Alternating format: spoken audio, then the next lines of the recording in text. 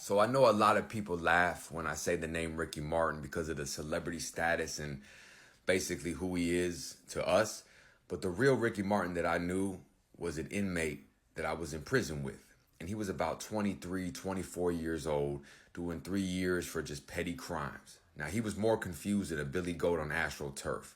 He didn't know if he wanted to be in a gang. He didn't know if he wanted to go to church. I mean, think about it. At that age, you truly don't know what you want to do in life. And imagine being in prison having to make that decision. So he was a white dude from the suburbs, and he wanted to fit in with some hardcore dudes that were from the hood and part of some serious organizations. So they would use him for like crash test dummy stuff where go run up and punch this guy in front of the officer, or go punch this officer and go do it in front of everybody. And like he kept doing a lot of these things, curse this officer out or steal from this person. And he would do it to try to impress all these people that he wanted to fit in with, because he didn't really know what he wanted in life. And this is where it takes a dark turn. So he ends up taking it too far with an officer, and the officers already didn't like him and had a hit on him. So they sent him to confinement, and he ends up having a roommate who beats the shit out of him. But he was able to get a letter home to his family, and they got him moved out of that one and put into a different part of confinement. So they put him in the cell, and his cellmate is a notorious booty bandit, rapist of convicts, killer, just thief, armed robber, everything you can imagine would be a nightmare. They put him in the cell with him. The officers did this on purpose to get revenge for how he was acting. Now, think about that. Think about how fucked up that is. When we were 23, 24, you made a mistake, you learned maybe a couple days in jail or whatever, basic consequences that you had to learn in life. Well, in prison, you're going to get killed. Those are your consequences, or you're going to be behind the wall for years and years and go crazy in isolation. So these 6 sadistic guards put him in the cell for revenge for the way he was acting, a confused kid from the suburbs trying to fit in.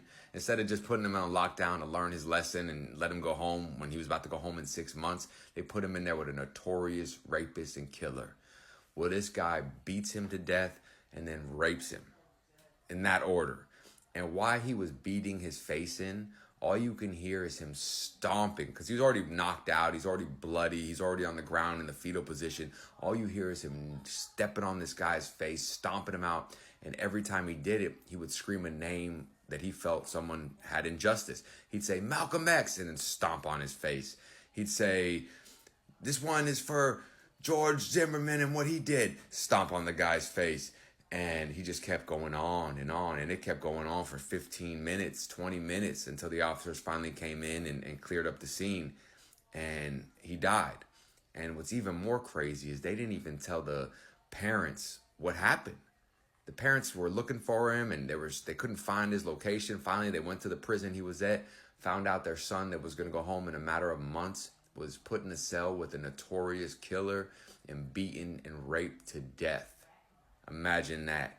Imagine that. That is the most horrific thing that I could ever remember. Just seeing and being a part of in prison, just being there, just feeling that energy. And it just blows my mind that the officers thought that was a way to get back at some young, confused kid.